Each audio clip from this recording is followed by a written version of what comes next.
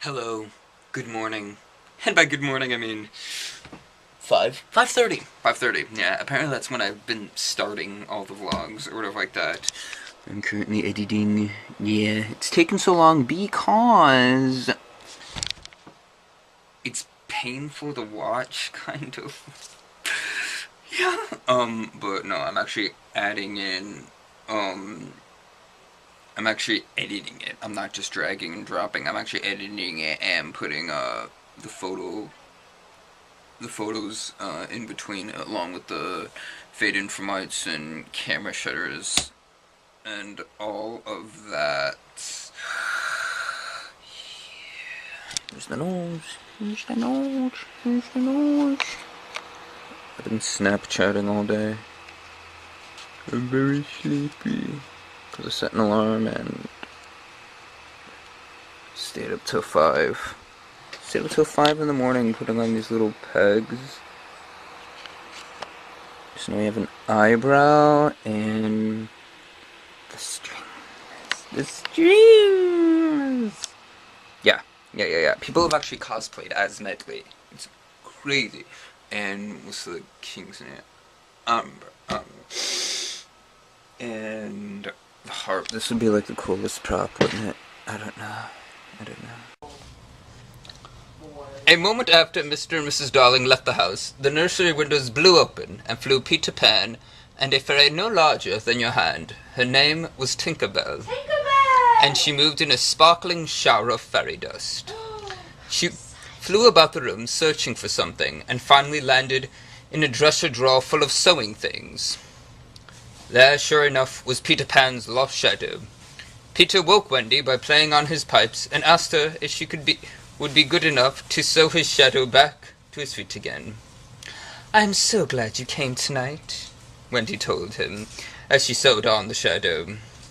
"You see, I have to grow up tomorrow, and might have missed you." "I'll take you to Neverland with me. You'll never grow up there, and you can tell stories to my lost boys every night," Peter said. So they roused Michael and John out of their beds, and with a sprinkling of Tinker Bell's fairy dust, away they all flew, heading for Neverland, while Nana barked frantically down in the backyard.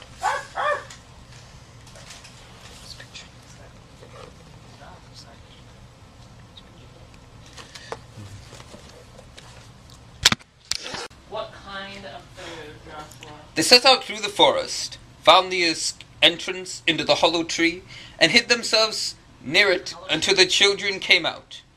Below, in the hideaway, Wendy was tucking the lost boys into bed, and she sang them a lullaby about home and mother. Instead of falling asleep, they all became so homesick that they decided to leave at once and return to their families. All except Peter Pan. "Go on," he told them. "But I'm warning you, once you've grown up, you can never come back." Wendy looked at them and sadly said, "I must go home to my mother and father. They'll miss us dreadfully." She followed the eager boys to the door.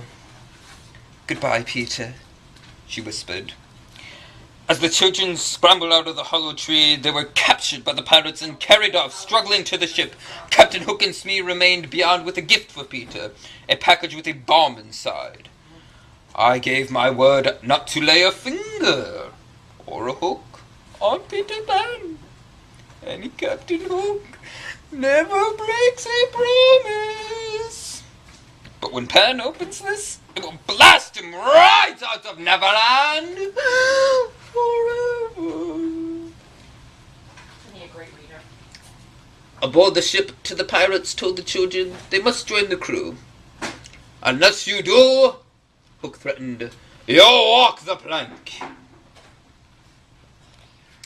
"Oh, no, we won't," Wendy insisted. "Peter Pan will save us." The Captain Hook told her of his little joke. "We left him a surprise package, you might say, that will explode as soon as he opens it. He won't be saving anyone, including himself." When Tinker Bell, imprisoned in the lantern, heard these words, she was sure she had caused such terrible trouble for Peter and the children. Desperately, she broke the lantern flew away to warn Peter. That is a very interesting illustration. Captain Hook then forced Wendy to walk the plank. "Ladies first, me dear," he said as he gave her a shove. Everyone listened up for the splash when Wendy would hit the water, but there wasn't a sound, for Tinkerbell had managed to warn Peter, who had flown to the ship just in time to catch Wendy in his arms. He carried her to the deck and then challenged Hook to a final duel. "This time you've gone too far," Peter exclaimed, and he chased the captain high up in rigging of the ship. "Obs, bobs, hammer and tongs, Pan, who are you? What fiend are you?" Hook cried. "I'm youth, I'm joy," Peter answered, whacking away as Captain Hook with gusto. Look at that one. Look at that picture. Look at it. You see? That's an awesome, Joshua. It's an awesome illustration. The boys chased the frightened pirates into their rowboats, and they rowed toward land as fast as they could, never once looking back. Hook took a tremulous swing at Peter, lost his footing, and plunged down into the sea below, where the crocodile waited. When last seen, the crocodile was chasing Hook, who was swimming after the pirates in the rowboat, who were rowing frantically for shore.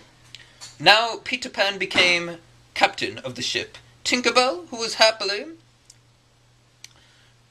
she had saved Peter and was once his friend again, sprinkled the ship with fairy dust. The homesick boys hoisted the anchor and raised the sails, and the craft moved out to sea.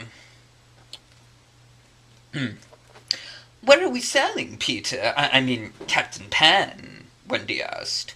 "To London, madam," came the answer. "Oh, Michael! John!" Wendy called. "We're going home!" At the nursery window, Wendy, John, and Michael stood looking up at the starry sky. There, silhouetted against the pale moon, was what seemed to be a pirate ship under full sail, trailing fairy dust as it moved away into the distance. It had brought them safely back to the nursery, where the gangplank had been lowered through the open window. They had said goodbye to Tinkerbell and Peter Pan, and now they wanted to watch until the great ship sailed forever out of their sight. Mr. and Mrs. Darling returned from their party and came up to the nursery with Nana. "Oh, Mother," Wendy exclaimed, embracing Mrs. Darling. "We're back." "Back? From where?" her mother asked. "Neverland," John and Michael shouted. "We came back on that ship way up in the sky." Mr. Darling looked out of the window, where his children were pointing to somewhere that appeared at first to be a cloud against the moon. "You know," he said, "I have the strangest feeling that I've seen that ship before, a long time ago, when I was very, very young."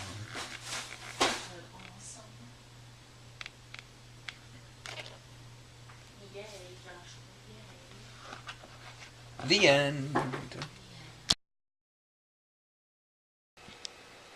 I always did this. This is the closest thing that I can get.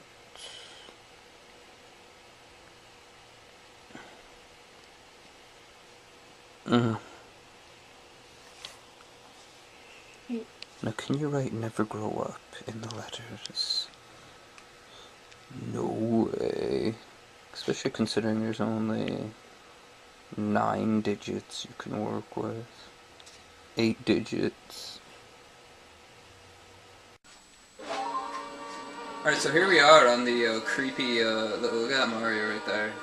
Let's play Mario Kart 64. Look at this clown Luigi right here. Alright, so we're in a battle. Where did you go, Peach? Did you become a boo? I think she's invisible. No, she's over there. It's a battle between Wario, Peach, and me, and Toad joined the party. I cannot hoist by my own petard! Alright, now, whoa! Okay, you hit it for me, thank you, thank you, thank you, thank you. Ah! Oh! Oh, no, no, no, dude! Bro! Alright, yo! Okay. Alright, back on course. So, there are actually chain chomps in this 64. Luckily, I shouldn't have thrown that. It's gonna hit me. Oh, you steal something from somebody else. There are barricades all along this entire course, but there are also chain chomps randomly. But I like it for the most part. I like the neon characters that appear. Kribosta!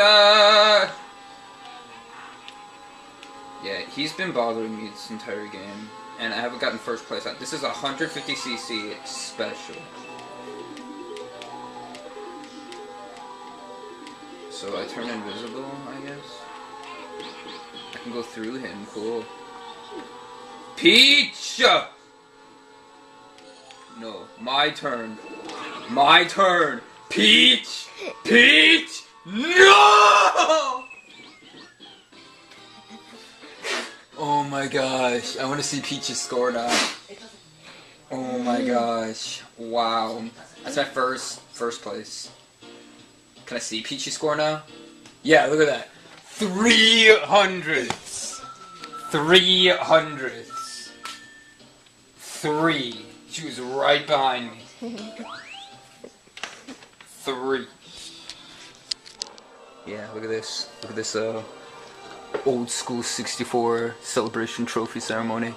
Yeah, look at that. Oh, we're right by the oh, look at that. I need this game. I need this game. I want this game right here. Mario 64. I played that in like 2010 or something. I don't remember. Yeah. Yeah.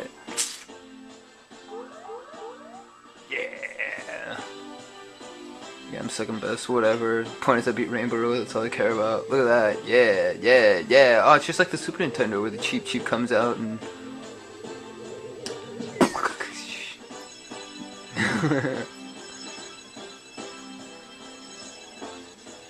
It's just like the Super Nintendo. That's great. That's great, yeah. Alright, whatever. Go. Yeah, it's shiny, great. The Grail, the Quail. Aw, thanks. Booyah. Boo. So, Peter Pan High all day today. I tried on pretty much what I'm calling my utility belt. I'm actually gonna go back to the little green tote bags as I wore to MegaCon 2012, was it? I don't know. Wait, what? I don't know. Wait. Insert the vlogs.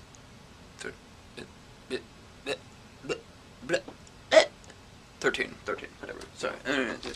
I wore them during that, and didn't bring Tinkerbell to last year's Tinkerbell and the Pixie Dust and the dagger on it. So everything on it, everything on it. And it actually looked very nice with my new hat. My new hat. I miss my old hat so much. I hope you enjoyed story time. I know I did. It was great. I'm back to going to sleep at 5 a.m. every night now. Not the healthiest. Did you see? Yes, the envy. My inspiration was that lesbian with all the Lost Girls, or whatever. Lost Boys in Lost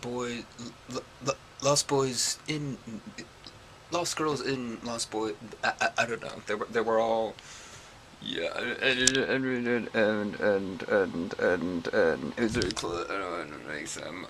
So yeah, I was gonna make them out of toilet paper tubes, but then I might have had to paint them, and yeah, they need to be actually bamboo sticks, but they're actually called panpipes. They're actually called pan. If I grow up, I will see you tomorrow. Subscribe. Thank you. See you. Bye. Who wanted your Nemo, Joshua? Who wanted your Nemo? Never grow up.